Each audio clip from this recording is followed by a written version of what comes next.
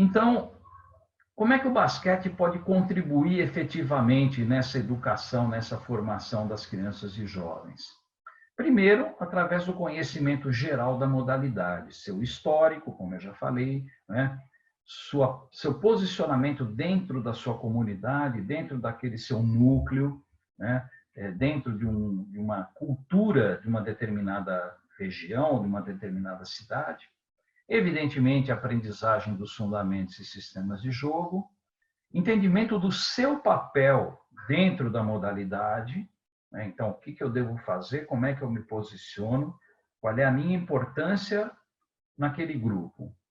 Divisão de tarefas e responsabilidades, então, de novo, ressaltando, como é um esporte coletivo, eu tenho que pensar que eu tenho deveres, responsabilidades e direitos, né? E, de novo, para exercer meus direitos, eu não preciso, enfim, desconhecer ou não reconhecer ou não respeitar os direitos dos meus companheiros. E, evidentemente, todos esses conceitos podem ser levados para a vida cotidiana. O quanto a gente aprende no esporte, mesmo nós já adultos, profissionais, que passamos por várias situações, o quanto nós já não utilizamos esses conceitos do esporte na nossa vida pessoal ou na nossa vida profissional. Então, isso é muito importante. E aí, eu já vou indo para a fase final dessa minha apresentação, para poder deixar um tempo maior para discussão, para perguntas. Como é que nós, profissionais, nos posicionamos diante disso? Porque somos nós que vamos levar toda essa movimentação para a vida das pessoas, né? Nós somos os promotores dessa possibilidade, nós temos que dar a oportunidade. Então, primeiro, incentivar a prática de diferentes atividades motoras, criar um clima favorável para a aprendizagem, isso é muito importante, principalmente quem trabalha com criança, valorizar o esforço da criança, né? Isso é fundamental para que a criança possa continuar gostando do esporte, proporcionar oportunidades iguais de participação, então vocês estão lembrados ali no comecinho, né? A própria carta da Unesco fala isso, né? Que o esporte é um direito de todos, propor atividades que respeitem o nível de desenvolvimento do aluno e propor atividades que atendam às necessidades desse aluno. E ainda com atribuições, ou seja, é uma relação muito grande, né? Vocês percebam, não vou falar de todas aqui, vocês percebam como como somos importantes nesse processo educacional, através do basquete, mas através de qualquer atividade, né?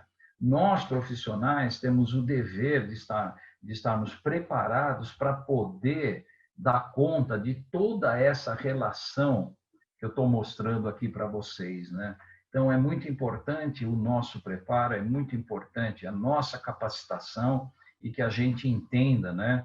Eu costumo usar uma frase, a gente entenda que para você ensinar, você tem que aprender. Se você não aprender, você não consegue ensinar. E aprender significa estar constantemente ligado, constantemente buscando conhecimento. Ok? Mais responsabilidades aí. Veja quanta coisa eu estou jogando nas costas do profissional, né? Conhecer, aí eu estou falando mais de criança, porque é lá no comecinho que a gente realmente tem as maiores dificuldades. Conhecer a criança em sua totalidade, ou seja, ela não é só uma criança jogadora ou atleta. Ela é uma criança que tem família, ela é uma criança que vive numa comunidade, que vive numa sociedade, que pratica e participa de atividades escolares e assim por diante. Acolher a criança independentemente do seu nível de habilidade. Aí vamos novamente falando de dar oportunidade a todos.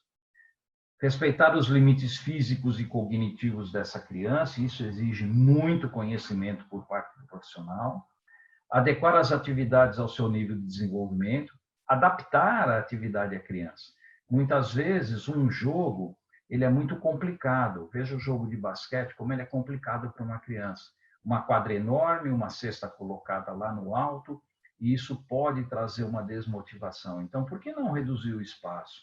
Por que não abaixar o aro e a tabela ou uma bola menor para que ela possa jogar.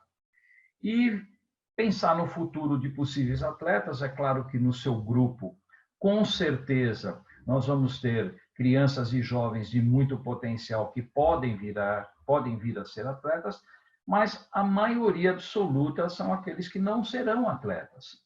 Mas o fato deles não serem atletas não significa que eles não possam continuar sendo praticantes e, vamos falar bem sinceramente, continuar sendo felizes através do esporte, através do basquete. Então, ele pode ser um jogador eventual, naquela prática não formal, ele pode se tornar, através do basquete, um profissional do esporte, técnico, fisioterapeuta, médico, né? Um administrador, alguém que trabalhe com marketing esportivo. Então, as possibilidades são muito grandes. Então, a gente não pode pensar somente que a pessoa vai ser educada para ser um atleta. Ele vai ser educada para ser um cidadão com muitas competências, e uma delas é a competência de ser atleta. Quais os valores que nós temos que transmitir para esses atletas ou alunos, né? Descobrir e valorizar diferentes formas de praticar o esporte, isso que eu acabei de falar, aprender com o perder e o ganhar, faz parte da realidade esportiva, discutir conflitos e superar dificuldades, melhorar as suas capacidades, melhorar os seus relacionamentos e, principalmente, desenvolver o respeito, a disciplina e a responsabilidade.